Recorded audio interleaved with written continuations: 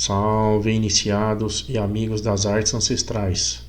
Hoje, na ordem do dia, mais um tema deveras emblemático, fascinante e inquietante. Todos sabem muito bem que a Igreja Católica Apostólica Romana não autoriza que os seus fiéis, os cristãos católicos, sejam integrantes da ordem maçônica. Isso vem lá desde 1738, aquela primeira bula papal do Clemente XII. Não é segredo para ninguém, não há o que se discutir, debater em relação a essas leis da Igreja.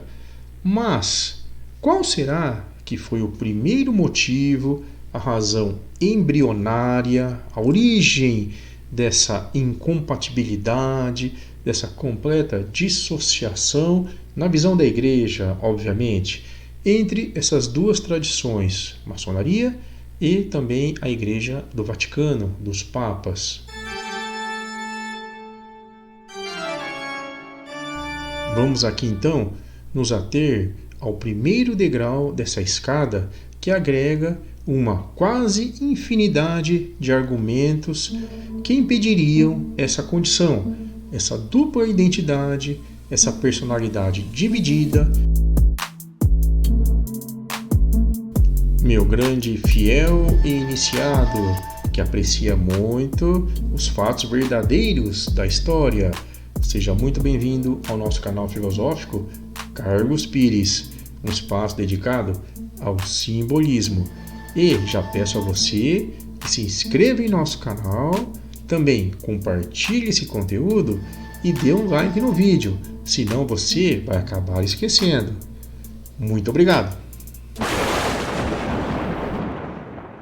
Meus caros, para iniciarmos a nossa análise das razões ou do fator elementar inicial, temos que retorcer um pouco as areias da ampulheta do tempo e do espaço e voltarmos lá para a Inglaterra em meados do século XVI, na época do reinado de Henrique VIII, porque esse grande soberano da Inglaterra pode ser considerado, de certa forma, o primeiro responsável, a personalidade que deu o start, o chute inicial nessa disputa entre essas duas entidades.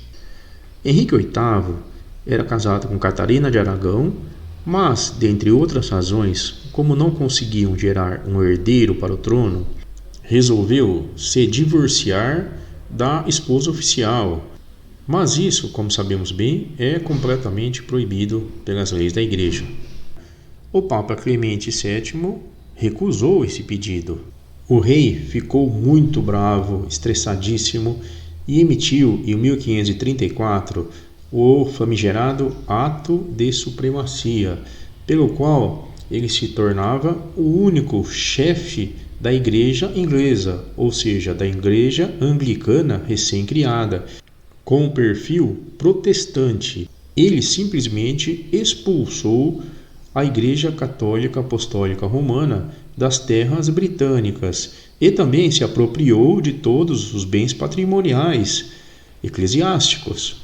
Henrique VIII, então, uniu assim o útil ao agradável, mas iniciou uma fase terrível de conflitos, tensões imensas entre agora os cristãos católicos, expulsos, banidos da Grande Ilha, e os cristãos anglicanos, com perfis protestantes e reformistas. O que é extremamente relevante para o nosso estudo de hoje é que a partir dessa época na Inglaterra ficou completamente dividida a condição de cidadão de qualquer pessoa ou entidade. Ou você estava do lado dos cristãos católicos de Roma, ou estava do lado dos protestantes. Não há meio termo. A opção de cada um tinha que ser tomada e estar muito bem definida. Meus amigos, agora já estamos no século XVII e vamos fazer algumas considerações em relação às chamadas revoluções inglesas, a puritana de 1649 e a gloriosa de 1688. Isto porque essas situações agravaram de forma exponencial o abismo existente entre Igreja Católica e os protestantes.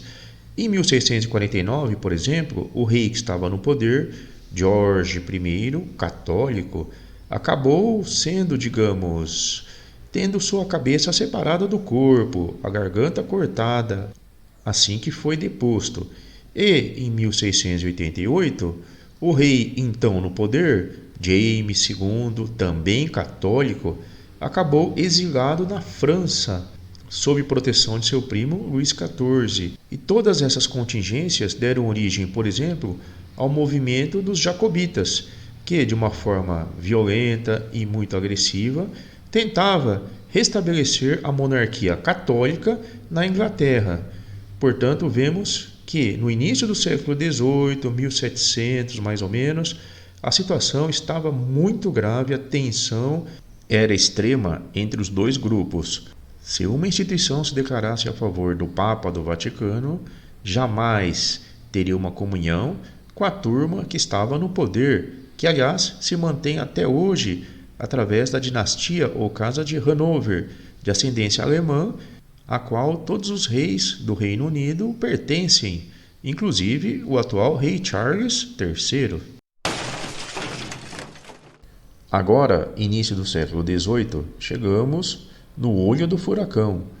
Em relação à maçonaria, o que tínhamos ali na Inglaterra eram algumas lojas vinculadas, originadas daquelas antigas guildas, com controle, ascendência e prevalência total do dossel da Igreja Católica, como ocorria com todas as entidades da Idade Média e início da Idade Moderna. Essas oficinas maçônicas eram formadas apenas por cristãos católicos e, obviamente, apoiavam o Vaticano, o Papa. A loja de maior destaque nessa época era a loja antiga de York. Portanto, o lado católico cristão do Vaticano estava levando vantagem no contexto maçônico daquela época. Seria preciso, na visão de alguns, criar um novo grupo, uma nova entidade de viés de perfil protestante a favor da Casa de Hanover, que realmente fosse fundamentada nos ideais do iluminismo, com ecumenismo, liberdade de pensamento, estudos voltados mais à ciência, à filosofia, nada de criacionismo, nada de dogmas.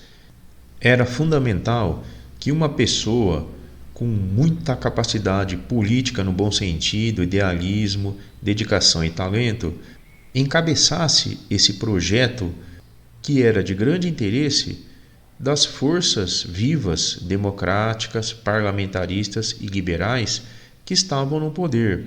Uma personalidade se destaca nesse momento.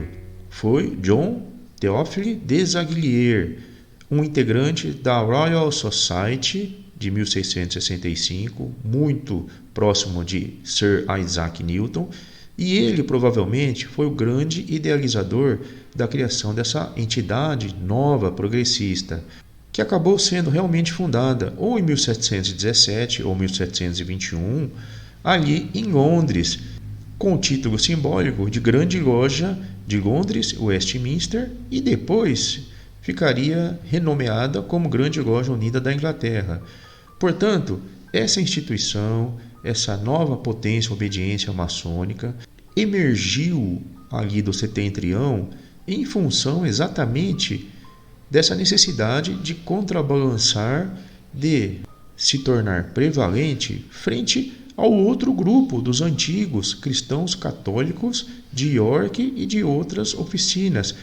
E por essa versão, por essa hipótese ou teoria, realmente, o que gerou o surgimento da Grande Loja Unida da Inglaterra foi esse ideal, esse projeto de estabelecer esse grupo com esse viés não católico, liberal e iluminista, se chocando de forma inconteste, doutrinariamente, ideologicamente, politicamente e arquetipicamente com as antigas lojas de York, cristãs, católicas e papistas. E dessa condição, obviamente, surgiu esse efeito de cisma, de separação completa entre a maçonaria emergente da Grande Loja Unida da Inglaterra e a Igreja Católica, que oficialmente se iniciou com a publicação da bula In Eminente Apostolatus Specula em 1738, justamente o ano em que foi publicada a segunda edição da Constituição de James Anderson. De qualquer modo, unidos ou nem tanto a essas correntes ideológicas lá da Praça de São Pedro, seguimos aqui sempre em frente, tendo a certeza de que você não se esqueceu de se inscrever aqui em nosso canal, também compartilhe esse conteúdo no futuro e dê um like no vídeo se você esqueceu. Muito obrigado, grande abraço!